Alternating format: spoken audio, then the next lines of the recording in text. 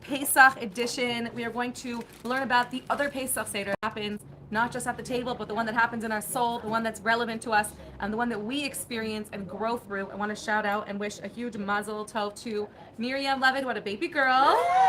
And that's why she's on at this shiur today. So we're going to dedicate the shiur to her and to the refuah shalema of someone I have in mind, I forgot her name. It's the return of the hostages. And to everyone experiencing their own personal liberation this Pesach. Okay, what is the energy of Pesach in general? What are we experiencing? What does it mean on a personal level for us? What we can learn from it? That many of us feel like we're on our own Egypt right now. We feel stuck, and the Seder means an order. It means an order. What is the order? There's 15 steps that are to get out, that are steps to leave our own personal Egypt, because we learned that leaving Mitzrayim is not just something that happened many years ago. It's something that we experience in a personal way every single day, and especially on Pesach, we have the ability to leave our own personal Mitzrayim. Mitzrayim was bondage and slavery, and our Mitzrayim is our physical, is the bondage to our fears, inhibitions, addictions, impurities. It's the physical, psychological, and emotional and spiritual bondages that we experience inside, and we're trying to free them. So everything throughout the Seder is not just, has two parts to it.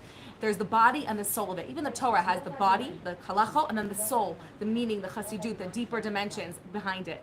And throughout the Seder, everything we learn throughout Pesach has the body and the soul to it. So the 10 makos, we learn are actually 10 ways to climb out of our own Egypt. There are 10 makos. The body is what happened, the actual makos, and the soul is what we learn from each of the makos to acquiring our own inner liberation. The 15 steps of the Seder are things that we do, the physical acts, commemorate what happened then, but they're also things that we experience in an inner way, in a psychological way, in our soul to achieve our own liberation from our own Mitzrayim. And also the Ka'ara, and this is something I saw this year for the first time, that Rizal says, and I'm going to read you what he said, that the way we set up the Ka'ara, the Kaira, or as Americans say, is the Seder plate. And the way we set up the Seder plate is actually a mirror of what happens deep down in our soul and how we want our soul to be aligned. So before we set the Seder plate, we have 3 matzahs underneath, the Kohen Levi Yisrael. So let me read for you what the Rizal says first, so you can see the parallels between the Seder plate and our soul. He says, arrange the Seder plate on the table by taking 3 matzahs and placing them one on the other. First the Yisrael, the lowest matzah, then the Levi, the second matzah, and on it the Kohen, the third matzah. These are the 3 intellectual faculties, Chachma, Bina, and Da'as, right? Chabad. So above all these, he says, this is the words that Rizal. On the right, place the Zroa. The Zroa is the roasted shank bone, corresponding to Chesed, this is where Chesed is in the tree of life. So really, we're arranging the Seder plate, we're arranging our inner soul, how we want to be. So the Zroa corresponds to Chesed. First of all, the Zroa, when it says Hashem took us out, Bizroya Netuya, it says Hashem took us out with his right outstretched arm, which is where Chesed comes from, our right side. So that's where Zroa connects to the right, to the Chesed. Then, right opposite the Zroa, we have the Beitzah. The Beitzah comes from Gvura. It represents the Churban of the Beit HaMikdash. It represents the Gvura, that we need to balance our Chesed with Gvura as well, with boundaries. We need to be limited on boundaries and not always just do whatever we feel like with Chesed and just do everything we like. We also have to temper our Chesed with Gvura, with boundaries. That's where the Beitzah comes in. Beneath them, he says, in the center, place the Maror, which is Tiferet, which is really deep, because we often think that we have the physical, the body of the Maror is to evoke the tears and remind us of the tears and the bitterness that our ancestors experienced in Mitzrayim. But in our soul, what it's actually evoking is Tiferet, which is compassion. That we think about the pain and the slavery of others, the pain that others are experiencing in Galut, and that evokes our compassion. And Tiferet is beneath Chesed and Gvura, because compassion is when you take both kindness and Gvura and boundaries, and you bring them together, and then you have the perfect balance of compassion. Then he says, beneath the Zorah on the right, place the Charoset, which represents Netzach. The Charoset represents the mortar, which is endurance, and what makes the brick stay forever. Netzach is our endurance, it's our power to persevere, to be here forever, to be strong in our faith, strong in our identity. Opposite the Netzach, on the left, below the egg, place the Karpas. Hod. Karpas is bittul, it's humility. Tefillah, when we have the karpas, we dip it. And tefillah is bittul, and the karpas reminds us of being humility and humble, hod, and loyal and devoted and faithful. Similar to the matzah, the humility. And under the maror, over here, place the chazeret, which is the lettuce maror, which is we use for korach, for the sandwich. That is for yesod. Yesod means bonding. It's similar to Efrat, and bonding is like taking things and uniting with them, and that's what it does. Chazar does with the sandwich, takes the two pieces of matzah and it unites them and it bonds them by cementing that identity. There's way more depth to it. I'm just giving you like a synopsis, one line about each of them. And then he says the plate itself, the Rizal says, is malchut, which encompasses all 10 sfirot.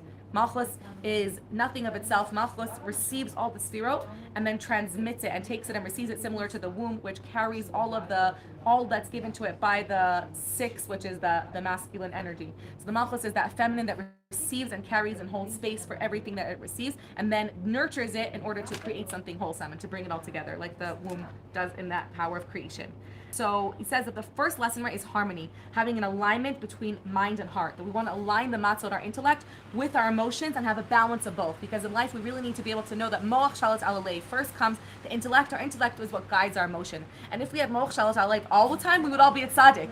Because if we always followed what we knew was right, what we knew was good, and we did it first with our heart, then that would be perfection of humanity.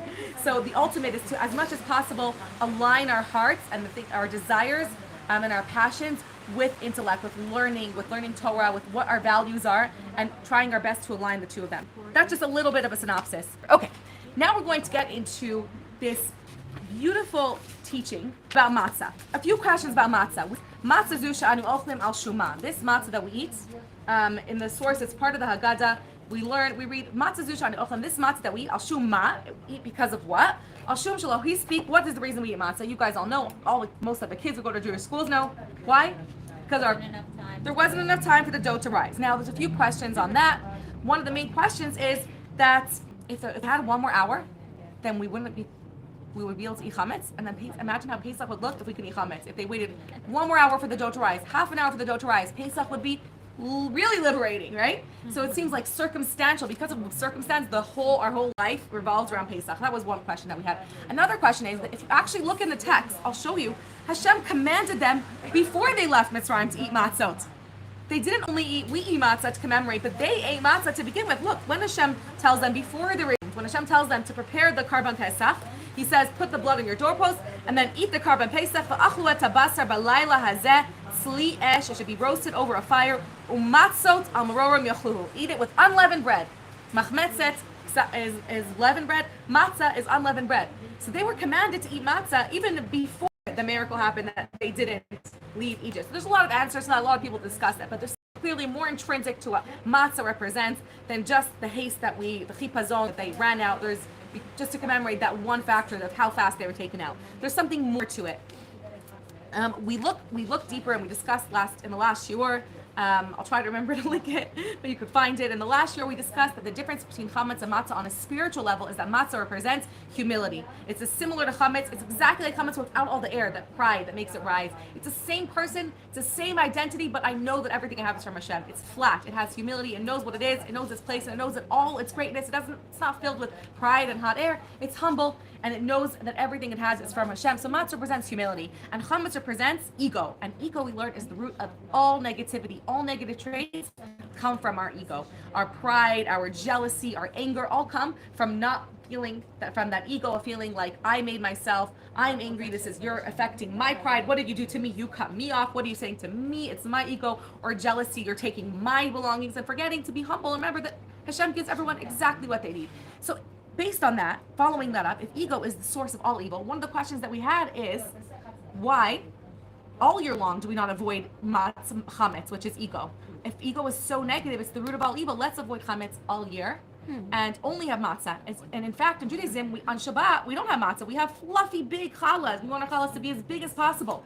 So where's the balance? Why are we saying that chametz is so bad, but yet we embrace it all year and only for 1 week we don't have it? So the three questions we had are the matzah, the reason for matzah, being something that seems circumstantial, the fact that they were commanded to eat matzah even before they left Egypt, and if matzah and humility and chametz is so bad, why do we not avoid it all year? So to understand all this, we want to first of all go back to ego and learn that there's good and bad to ego, that although ego is the source of all evil, if we were only matzah all year long, if we were only humble and pure flatness, a lot of times humbleness leads to lack of acting. Like I feel small, and I actually remember in the earlier, not even so long ago, a couple of years ago, when I gave my shir, my self-worth was very low, my humility, so to speak, and because of that, I didn't post my classes. I would delete a lot of my classes. I would watch it and then say, oh my gosh, and that doesn't lead to good things. Goodness requires a certain level of feeling good enough about yourself that I'm enough. If I feel enough to be able to do anything in life. And back when I had severe depression 10 years ago, after my son, when they would ask me to come and speak, I would say no to everything because I was broken inside. So there was so much humility. I felt like incapable of doing anything. There was no work in this world, all avoda, to be and affect the world, to make the world a place of goodness and light. You need to have some sense of self-worth. And only after my self-worth came back, after my depression, Baruch Hashem, was getting better, did I even begin to even think like I can do anything again. So too much humility leads to lack of action, lack of affecting, lack of being able to do anything in life, and to be inspiring, to do our mission in the world. So we need a healthy dose of matzah, of ego, of chametz in life in order to be successful. Now, the balance is that we need to know that we are great, that Hashem gave us greatness and kochos, and I'm worthy and I'm a piece of Hashem. But the balance is remembering with the matzah that even though I have all of these blessings and I am, there's no one like me in the world, it is all from Hashem. Hashem could take it away from me at any moment, and Hashem could have given it to someone else. And my real worth is what I do with it. Do I utilize the kochos Hashem gave me? And that balance is very fine. And now I'm going to give you 4 reasons why, even though ego is necessary, we need a certain level of healthy ego, of healthy worth to be successful, to fulfill our mission in life.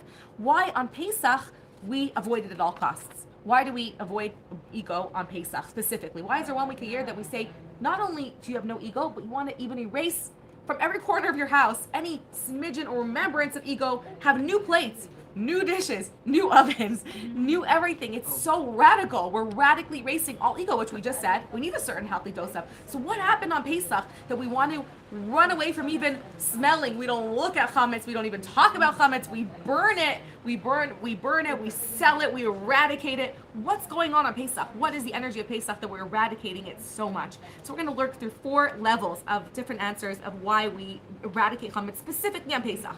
So we learned that one is that we learned last week that we want to make space, that we're eradicating the chametz so we can be humble because Hashem has so much light He wants to give us. There is this redemptive energy and this koach of Pesach that Hashem wants to give us, and we need to make space to receive it. So that was one answer that we said. We remove the ego, we remove the chametz, we declutter all of the negative ego from ourselves. So there's a lot of negative ego. What we're decluttering is any negative ego so we can be as humble as possible, because there's only receiving when there's humility.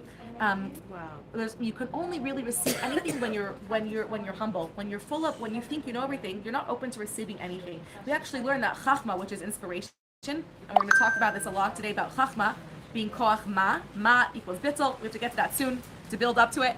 But chachma, wisdom, only comes to you when you're not thinking. When you're thinking and you're involved in thinking, you don't receive wisdom. Wisdom, those great ideas, when do they come to you? When you're in the shower, when you're doing something random, when you're driving, suddenly the idea comes to you, it pops in your head when you're not actively trying to think of the answer, because then you're empty. You have to be empty and flat to receive wisdom. So that was number 1. We want to detox, we want to make space so we can receive the light that Hashem wants to give us. So now let's go back. What happens on Pesach? What is this revelation? What's the energy, the spiritual energy that happens on Pesach? So let's go to the word Pesach. We mentioned this a little bit. Pesach means to leap. And it also comes from the same idea of dilug, to lidaleg, to skip over. That usually life goes in a chain way. We have a chain of I want to get to here. If I want to be an amazing speaker one day, there's a lot of steps I need to do. I need to learn how to speak. I need to practice speaking. I need to learn techniques. I need to write down notes, write down points, etc. There's so many steps to me getting right between. But for Pesach, Hashem is not bound by those steps in creation. Seder Shtalshlut, in our world, we live in a chain-like world where one thing, we climb one level or ladder. We have a ladder of climbing throughout life. We climb to ascend. But for Hashem, there's no climbing needed. Hashem doesn't have 2 feet where He needs to climb. Hashem is boundless and infinite, and Hashem can take us places where we can leap over all the steps and go from one place to another place in an instant. And that is the energy of Pesach. What we call Pesach, we're saying that Hashem took us out. It wasn't steps like we were slaves, and then we were a little bit less slaves, and then we were in Mitzrayim, and we had less work until we won over and we had a war and we took over one city and the next city until finally we were on top and we left Egypt. That would be a successive, right? Success, like in succession way of leaving Egypt. Hashem didn't do it that way. He said, one day you're slaves, within so fast you're redeemed. That's the idea of the matzah, to remember that we can go from one state to another state by skipping over all the steps. That's what that dilug is, the skipping over the Pesach. That we have the power on the night of Pesach. The energy is an energy of true transcendence from all of our inner limitations and outer limitations in our life.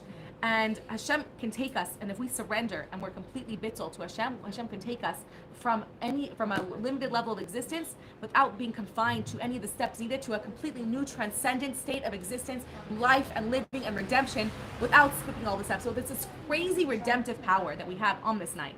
Now, why am I saying this?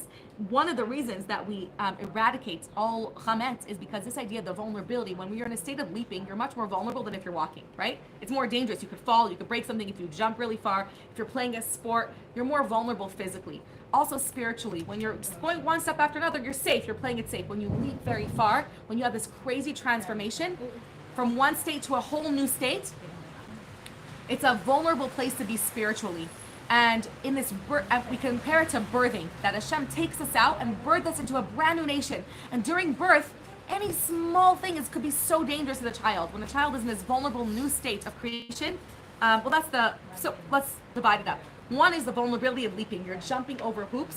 In that new state of transformation, you want to remove all ego, all chametz, all negativity, have no trace of it because of this vulnerable place. And that's actually we learned that we were so vulnerable when we left Mitzrayim. That's why Amalek came, it draws all of the potential harms. That's why Amalek came and started up with that. And ego is so dangerous in that foundational stage, in that vulnerable new stage. So that's number two. One is making space to receive Hashem's light. Number two is that we're in this stage of leaping and having true transformation. We don't want to mix any ego into that. Ego is very dangerous in that place. We want to be purely humble. And also we can only reach that space of leaping if we are fully humble to allow Hashem to take us there. Because if we mix in our own intellect, then we're like confining. Hashem, I want you to make me really wealthy. And here's how. And we're like, I want to win the lottery. We have our own limited ways. Hashem's like, leave it to me, right? Surrender. Let me decide how I can take you. I'm infinite. I'm not bound by all the limitations that you have in your mind. So that's the vulnerability of leaping. Now, here's the big one. Number three is that we were in Mitzrayim, in as a nation, we were birthed as a new nation. It's a state of birth, and it's the foundation of our new identity of becoming Hashem's nation.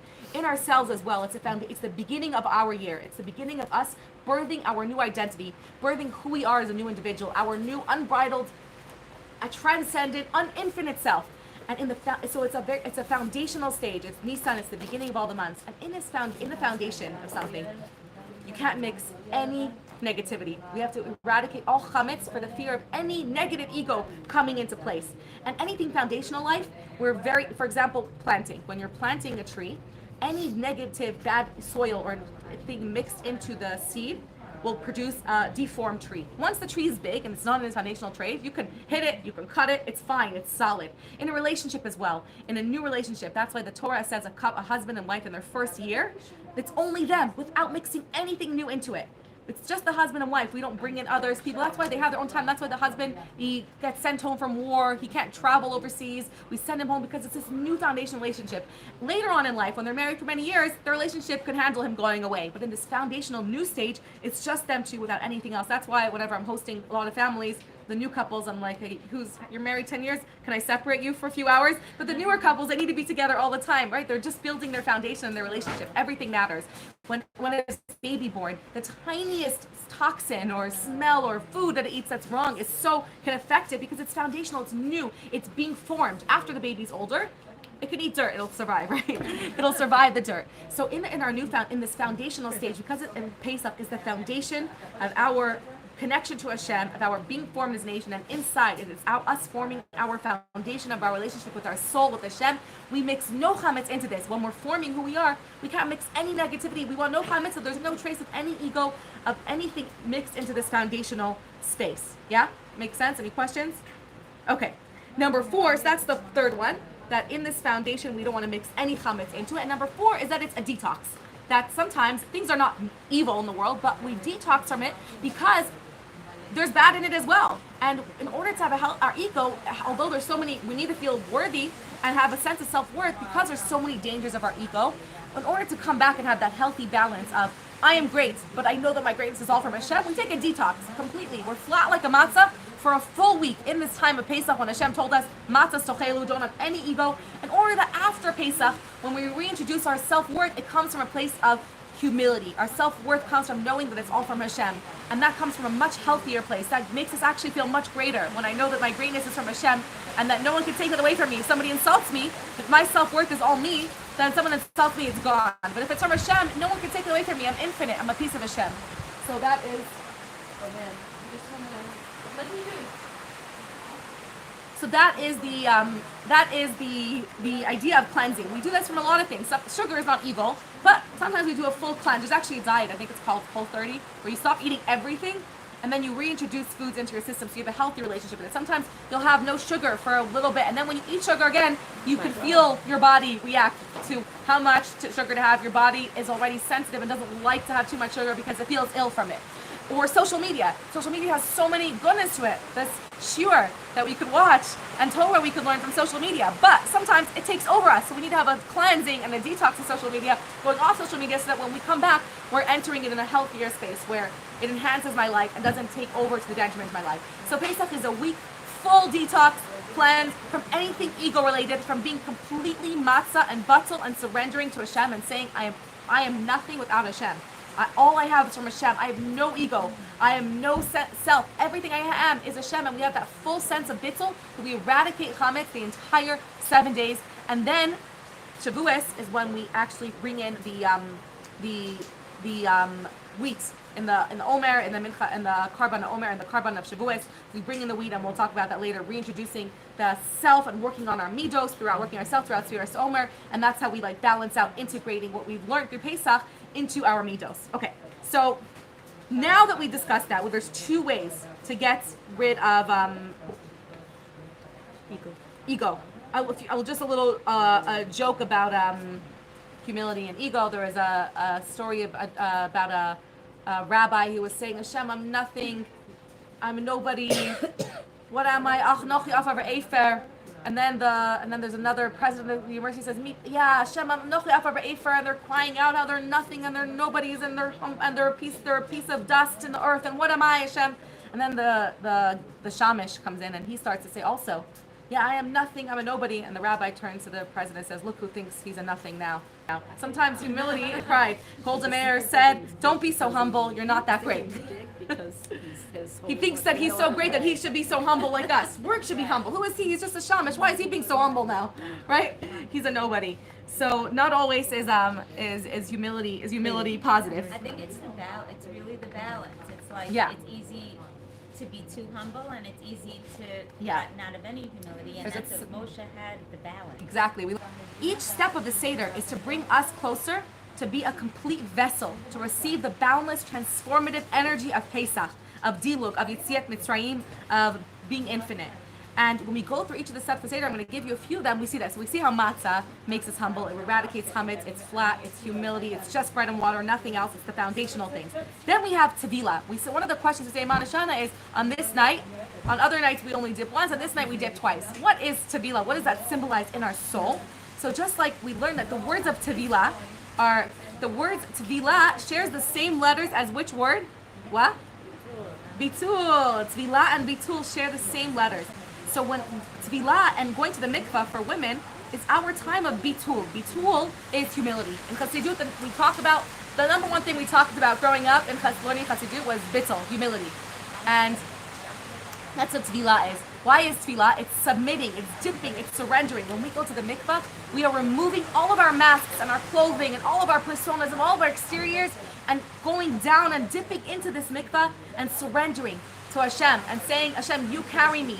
You are everything. I am nothing. You hold me. You're holding me. And you're taking care of me. And that's what tevilah is in the deeper way. That's what the whole idea of mikvah is, bittul and dipping. And on Pesach, we do that idea of, in order to receive the greatness of Hashem, we want to surrender to Hashem. Because there's things that we could work on and unsubscribing and decluttering our chametz. But then there's things in our life that we just have to surrender and say, Hashem, there's things I don't control everything in my life. There's most of my life, Hashem doesn't control. And my parnasa, of my health, and all those things, I have to be completely batal to Hashem, like Tefillah, and imagine that I'm surrendering and letting go and letting Hashem carry me and take me to the transformative places that He could take me. Because me on my own, I can't get anywhere. I'm not in control. Just surrender to Hashem and saying, Hashem, I know you only want good for me, so take me to those places. I trust you that you will take me to Mena Meitzar Karatika La Nani Bamerchavka. You will take me to Merchav. You will take me to expansiveness. That's the deeper idea of bittul, of dipping and throughout the Seder. And that's one of the biggest themes of the Pesach Seder.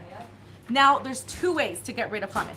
One, because we're saying we have to get rid of chametz on Pesach. We have 4 reasons why on Pesach we want no chametz. Number one is what we said last week. We search and eradicate any chametz in our house and in our soul. We eradicate any toxic beliefs, any of the things that hold us back in life, any of the limiting beliefs. We eradicate all of that. The beliefs that I need to have a certain body, I need to have a certain amount of money, I need to look a certain way, that to be a good mom, we need to go on this many vacations a year, and I have to go on this trips, and in order to be a good mom, I have to be this kind of way, the way all the other parents do. My kids have to do this. All those things that hold us back and limit us and make us feel that don't bring us to good places in life. We want to search and eradicate for all of that chametz. Now there's another way to get rid of chametz, right? This is amazing. There's another way to get rid of chametz. That is, you don't have to search at all. You don't have to get rid of chametz at all. The spiritual chametz, physical ones. What is that way? That there's such a great revelation from above that there's no room for ego.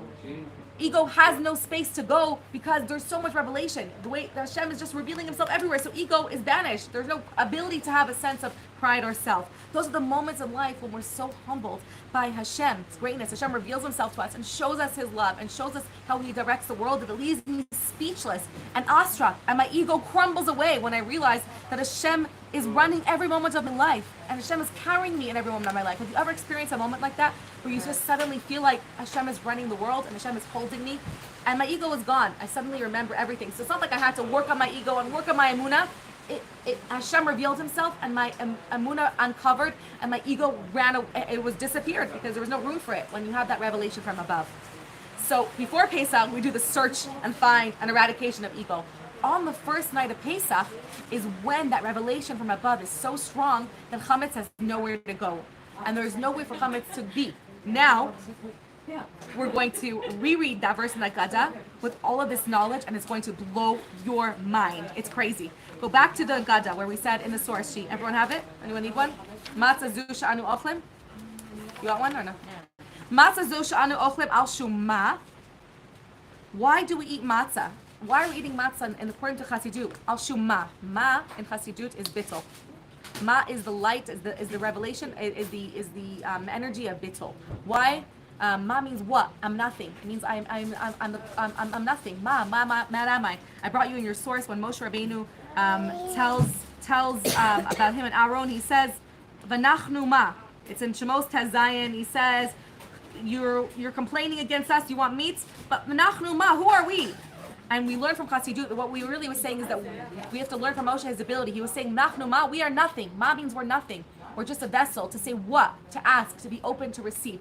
And we learn in the word chachma that chachma is koach of ma.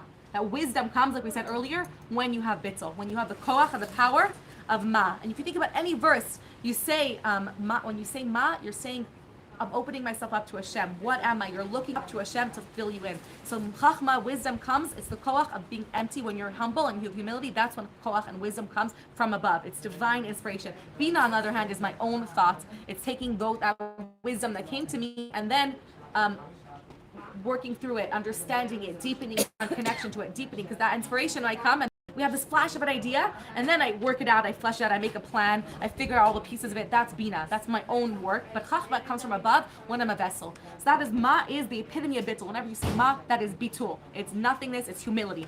So go back. Matzah zu she'anu ochlim. This matzah that we eat, al shum Ma, is because of Bittul. It comes from Bittul. We eat it because of the Bittul that it represents. And then we continue and say, al shum Shalo he speak b'tseikam shalavatenu lahachmetz. How are we going to reread this? Before we read it that there was no time for their dough to rise. No. Now we read it that there was no possibility for them to have chametz. There was no ability for chametz ad. Why? Because of the revelation, there was no possibility for there to be chametz. There was only the possibility for bittul. And that's why we eat the matzah, because on that night, Hashem revealed himself so much that there was no room for ego. The chametz was automatically eradicated. How could you have ego when ego is when you feel separate from God. But when Hashem reveals himself to you and you see that you're one, there's no room for ego. Ego is automatically nullified. And that is the real reason we eat matzah. Matzah, we have humility, the bread of humility, because there was no room for ego. How crazy is it to read this? Al Shalo, he speak. There was no chance for ego to be present at that moment of revelation. Ugalam shenemar va'ofu etzabasek, etc.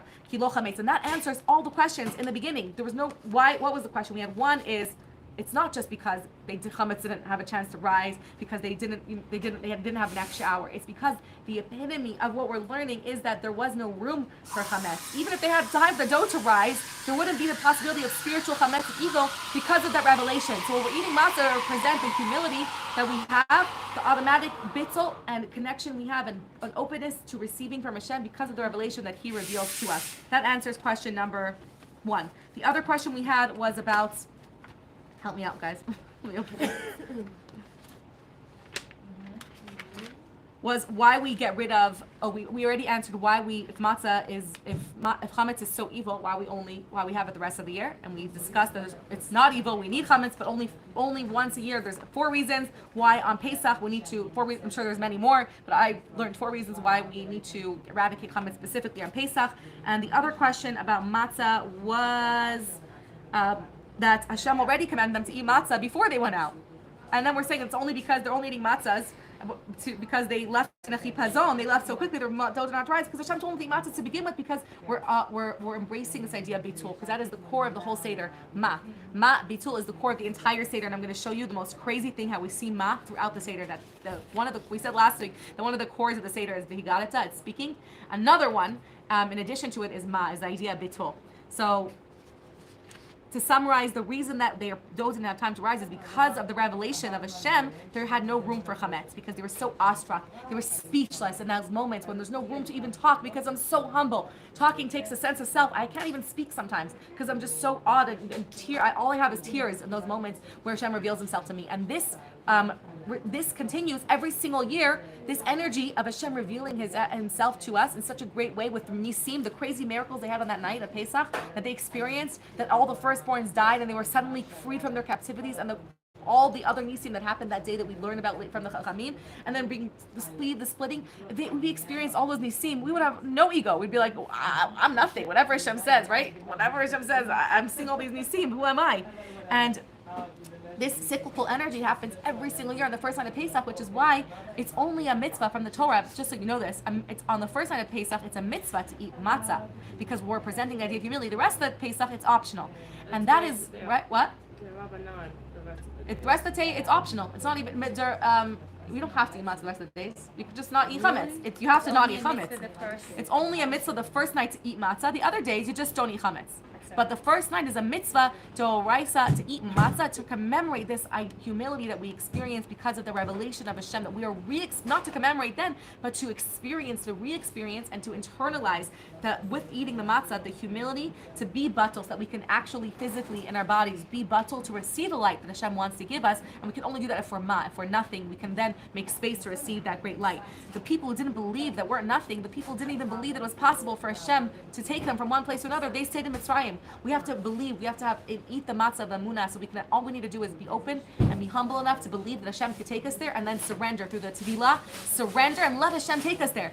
Because if we're constantly in control, if we think I'm going to get me from one place to another place, I'm the only one who could get me out of my poverty or out of my difficult relationships, then we're stuck with us. We're doing it and we're very limited. But if we could do the tevilah through the bittul and through the matzah and surrender and let Hashem take us, then Hashem could take us out of Mitzrayim. If we don't let Hashem take us, then we'll be stuck in Mitzrayim. So we need to do the act of being bittul and surrendering. And surrendering is hard. But we need to say, I'm surrendering to you, Hashem, because what do I know?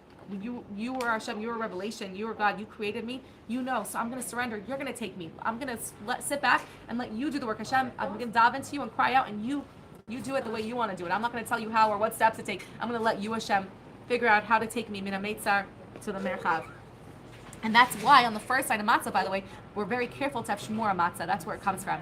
Because in this, it's that idea of foundation that the shmura matzah, what's the difference in shmura matzah and machine made matzah? The shmura matzah is just bread and water, nothing else mixed in it. It's the most basic foundational idea. We want to internalize that. Machine matzah has other things maybe added to it. It's matzah shira. We want the most basic flour, water, nothing else, human hands, no one touched it, no machines were involved in it, nothing external. It's like that foundational stage where we want it to be as pure as possible. And that's why on the first night of matzah, if you want to, you don't have shmur matzah, Rabbi Nachshon sells in the dekel every day from now until he runs out, from 4 to 8 p.m. You could go buy shmur matzah.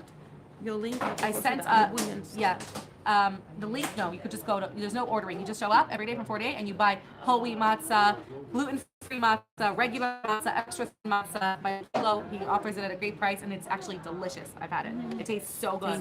What? Handmade? Handmade shmur matzah, exactly. So that's the idea of eating shmur matzah at the Lela Seder, because that's that like internalizing the bread. Right, if Hashem reveals His greatness and talks to you, right, and shows you all the miracles, then whatever Hashem tells me to do, I'm going to do. There's no false humility in me deciding I'm not enough, right? I'm not capable enough. If Hashem tells me I'm capable enough, I'll follow Hashem wherever He tells me to do. And that's that empowering that comes from eating that matzah. So the matzah, again, is not meant to crush us. It's meant to open us up to what Hashem wants, where Hashem wants to take us to. That's the goodness of a little bit, yeah. And bittul is actually this idea of bitul, of humility, is the foundation of all mitzvahs, really. We're supposed to keep all mitzvahs, even the ones we do understand, like a chok. Like, I don't understand. I might not understand all the mitzvahs. Some mitzvahs might be very difficult for me personally, and I wish I understood some of the mitzvahs. So they're so challenging. But the bittul comes from, I trust Hashem so much. Hashem created me and the entire world and revealed and all these miracles Hashem does for us, that even if I don't understand why, I'm going to do it anyways. Because I trust that Hashem knows better than me what's best for me because He made me. So I'm going to trust and walk with the way. And that's really it's supposed to be the foundation. The Rambam says any mitzvah that we keep, even the mitzvahs that make sense. And even though there's so much depth and meaning and mashma'ut to every mitzvah, first comes the bittul, and that's what nasa nishma is. Nasa means first I'll do it because I'm going to walk in Hashem's path, and I'm going to be batal and come from bittul, and I'll do it. Then I'll add the nishma, which is the mashma'ut, which means I'll listen, and nishma comes from mashma'ut, which means meaning. I'll bring in the mashma'ut into the mitzvahs afterwards. After I had the foundation, I'm doing it because you told me. Now I want to. We're actually supposed to, and we're meant to include our meaning and learn the meaning. We're not just supposed to stay at bittul, and that's what we're reflected in the rest of the Seder. We start with matzah, with foundation, with bittul. And then we bring in the wine, which represents the meaning and depth and richness, because we're not just supposed to have a relationship with Hashem that's just whatever you say I'll do, like blindly. We're supposed to start from that space and then say, I want to understand you. I want to know you better. I want to learn the depth of it. I want the meaning in it. I want to get to be as close to you as possible. And I want to bring myself and my own personality and my own flavor into this relationship, not just be a robot. But it starts with the bittul. Then we add in the 4 cups of wine, which represent the feminine. So this is the whole other class that I'm going to just send the link for this year, that the matzah represents the masculine foundational connection to Torah mitzvos, the bittul, and then adding to that the richness of the wine, which represents the 4 imahot. Each of the cups of wine actually represents a different one of the imahot, and in another way. And this is brought down by the Shalah. He goes through each cup and how it's connected to each of the imahot. It's very, very beautiful and deep, and I just recommend listening to that class if you have time. We're then told to bring after the bittul our own self, our flavor, the richness of wine, which is not just simple and flat. It has texture and flavors and distinction into it. And then we want to incorporate all of the meaning into our mitzvahs and ask the questions that we have. And the Manishtana touches us, ask questions. You should have a foundation of I'm going to do it anyways, but now I want to ask, I want to know, and I want to understand, and I want to not just be an angel robot. I want to be human and bring myself into it and be in a real relationship where we ask, where we talk about things, where we work on things, where we discuss. We have a real relationship with Hashem, a real dynamic back and forth relationship with Hashem. The meaning comes from the wine, the taste and the flavor, and the matzah is supposed to be as tasteless and flat as possible. When we combine those 2 things, we have a true relationship with Hashem. Even the four Lashonos of Geula, each, like we said, everything represents the body of it, what we're remembering, and then we're also represents in our neshama. The 4 Lashonot of Kula are connected, the 4 cups of wine. And they were asked, the Chachamim established it. The Torah doesn't say to have 4 cups of wine. Chachamim said we have to have 4 cups of wine, one for each of the times when Hashem expressed that He's going to take it, redeem us. And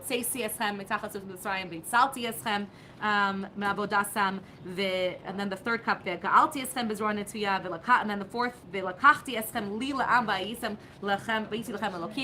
said we need to have 4 cups of wine. The question is, why don't they just make 4 matzahs? Why wine? And again, that's the idea that we have to have both the masculine and feminine, both the bittul, the just doing, and then also the flavor, bringing in your own connection to Hashem. Not just being betzel, but saying, what am I bringing to relationship? Hashem doesn't want a relationship with the robot. He wants you to bring yourself into the relationship.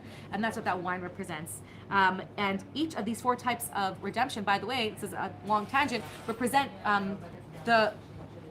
our inner redemption and transformations from our inner exile, and how we can, another way of leaving our inner galut. And I'll go through them very quickly. And then you'll have to listen to the class to hear why. I'll just tell you what they are. The first cup represents physical liberation, being liberated from physical limitations in our life. The second cup represents spiritual enslavement, relieving our spiritual and psychological enslavements, which come only after you can be physically liberated. The third cup represents redemption from conflict and division amongst us, amongst personal relationships and amongst Am Yisrael. It's being free from those conflicts, jealousy, divisiveness. And the fourth cup represents after all that, we can then have liberation in our relations with Hashem. And we can have true connection and anything that holds us back from our connection with Hashem. And that's what each of the 4 cups, each of the Lashonos of Gula represent, not just the Jews leaving Mitzrayim, but us leaving different parts of our inner states of exile and outer states of exile. Now, Ma. Okay, we're going to end off with this. The idea of Ma, I said that bittul at the Seder, repeats itself throughout the Seder in ways that you never even notice. Just like we said that the Hey comes throughout the Seder. There's the Hey Lach Ma'anya, the Haggadah, the speech of the Haggadah Labincha. What else do we say? The 5th level of the Haggadah. That throughout the Torah we have Kol Mar B'Lasapar Hareza Meshubach. We have Hey throughout the Seder. We also have the idea of Ma and Bittul, hidden throughout the Seder in this beautiful mystical way. Each of the First of all, we said matzah zu anuchem al shuma. We also say marazu shanuchem al shuma. All of them are because of bittul. All of them are al shum, which means for the reason of bittul. Now we have the 4 sons. What do they each say? Chacham, ma, hu omer.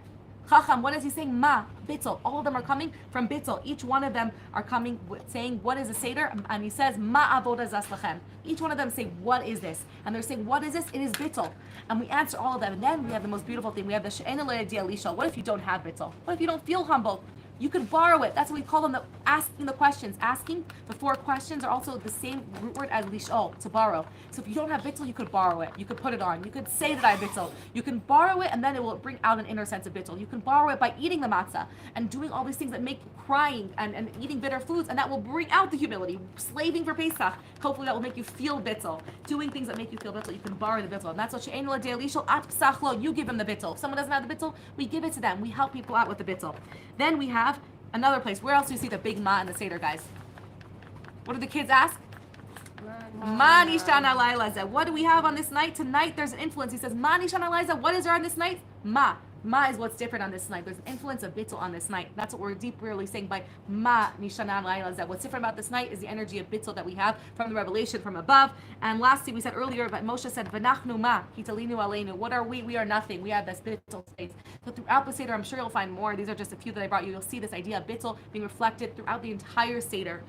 I think we'll end off here. The matzah, we learned, is a paradox that throughout the Seder we have this paradox of Mina Meitzar. We're coming from narrow straits, thank you, from pain to Anani B'merchav. Hashem redeems us from redemption. And the matzah incorporates this paradox that it represents the bread of poverty, because it's the bread of the poor person, it's just bread and water, but it also represents our freedom. We could do it, commemorate our freedom. It has both sides of it. Throughout the Seder, you'll see we incorporate both the poverty and the freedom. We have things in the Seder like the karpas and the mar and the charosat that remind us of our bitterness, of the poverty, of our enslavement. And then we do things that remind us that we're free men. We lean and we have wine and we have someone pour our wine and we eat this matzah also to represent our freedom. And the matzah incorporates both of them. And throughout the Seder, we're incorporating both in the same Seder to remember that really they're not as different as we think. And the Rebbe says this should empower us. When we look around the world, we learn Vina Meitzar Karatzika, that sometimes the Meitzar, the narrowness and the challenges and the hardships and the darkness comes for Hashem, so that we can call out to Hashem, and then Hashem Anani. When we call out to Hashem, Min Ereisar causes us karati, to call out to Hashem, and then Hashem Anani b'merchava answers us with big expansiveness. And sometimes Hashem wants to give us expansiveness, but it comes from the Meitzar, and they're not two separate things. And this is something I learned from the Jonathan Sachs Agada. It's so beautiful. Throughout the Seder, you see that in order to have expansiveness, sometimes it's two sides of one coin. So sometimes I actually heard this somewhere. When you're on like a downward trajectory, if life's like a roller coaster, maybe you're not going down, maybe you're just building momentum to go back up. So when we see, look around the world, the Rebbe says, you see this dark world with crazy things going on right now, and you feel like the world's a jungle and the world's a darkness and there's chaos and the world is falling apart in Israel and America, for Jews, for everyone in the world. And instead of despairing, don't despair, but realize that there's such a great revelation from above that's ready to come. And this is just the trajectory, the building the momentum for Merchav coming very, very soon. It means that we're on our way to Merchav. It means that this is the mates are needed for us to call out, to sometimes push us, that we can be broken. Sometimes we need to have an opening. And I'll end up the story of the Baal Shem Tov, who took his students to many places, and he went to the house of a poor person, and they had nothing. The family had almost nothing, and he asked them for food, and they gave him their last food. Then he asked them for 18 ruble or silver coin, gold coins to redeem a family, and they had nothing. But the family said, he said, I need you to get it for me. So they sold everything they had in the house, every chair, every furniture they owned, until they were left without a single thing in the house. And he took the money and left.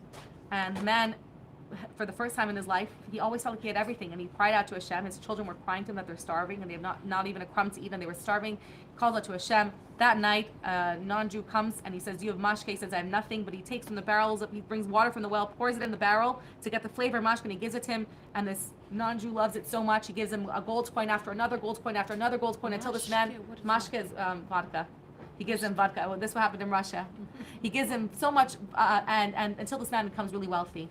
And the Baal Shem Tov students asked him, they came back to visit, and this, in place of the hut that he lived in, he had this huge palace built, and he had guests, and he gave tzedakah.